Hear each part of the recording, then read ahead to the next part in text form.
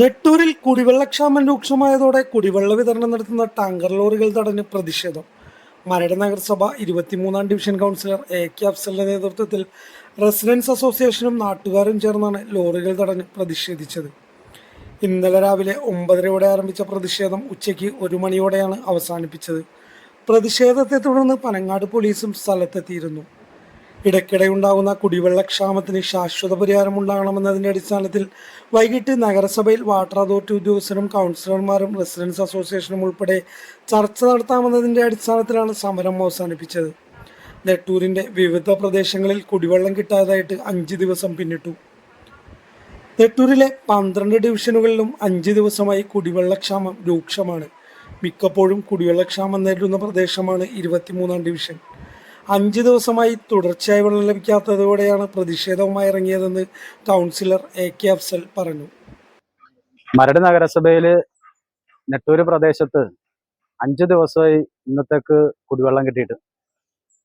ഈ 5 ദിവസമായിട്ടും water authority ഉദ്യോഗസ്ഥന്മാർക്ക് Nettoor പ്രദേശത്തേക്ക് കുടിവെള്ളം എത്തിക്കുന്നതിൽ ഭയങ്കര പ്രയാസം കാണിക്കുന്നത്.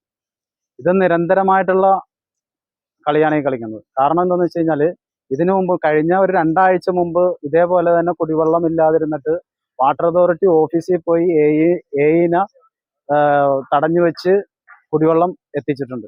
അത് 2 ദിവസം ഉണ്ടായിരുന്നു. ആ 2 ദിവസം കഴിഞ്ഞ് വീണ്ടും അതേപോലെ തന്നെയാണ്. അപ്പൊ ഈ മരട് മാത്രമായിട്ടാണ് ഇപ്പൊ വെള്ളം കടത്തിവിടുന്നത്.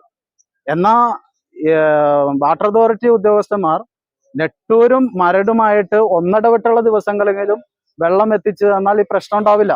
ഞങ്ങൾ പല അമ്മമാരും തമ്മിൽ കൗൺസിലറെ വിളിച്ച് പല പ്രാവശ്യവും, അതുമല്ല മരട് മുനിസിപ്പാലിറ്റി ആശാമ്പറമ്പില് അയാളെ വിളിച്ച് ഞങ്ങൾ പല പ്രാവശ്യവും കൊണ്ടെത്തിയിട്ടുണ്ട്. പക്ഷെ ഇവിടുന്ന് ടാങ്കൽ ലോറിയിൽ വൻകിട ആൾക്കാരാണ് ഇവിടുന്ന് പൈസക്ക് വെള്ളം കൊണ്ടുപോകുന്നത്. അതിനു പറ്റിയ ഒരു മാഫിയ തന്നെ ഇവിടെയുണ്ട്. ഞങ്ങൾക്ക് ഇതുവരെയും വെള്ളത്തിന് ഒരു ഇതും ഇതുവരെയും കിട്ടിയിട്ടില്ല. 2 ദിവസം വെള്ളം വന്നാൽ 4 ദിവസം 5 ദിവസം ഇങ്ങനെ തന്നെയാണ് വെള്ളം വരാതിരിക്കുക. ഞങ്ങൾ ഇത്രയും കൂടുതൽ ബുദ്ധിമുട്ട് ഇത് 23-ാം വാർഡില് ഇങ്ങനെ ഒരു ബുദ്ധിമുട്ട് ഉണ്ടായിട്ടില്ല. വേനലായിട്ടും കൂടി കുട്ടികൾ പോലും സ്കൂളിൽ നിന്ന് പഠിക്കാൻ പോയിട്ടില്ല. അതേ ഒരു അവസ്ഥയിലാണ് നിൽക്കുന്നത്.